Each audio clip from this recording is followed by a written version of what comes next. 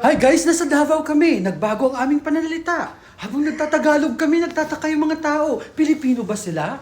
Anong masasabi mo? Ewan ko sa'yo.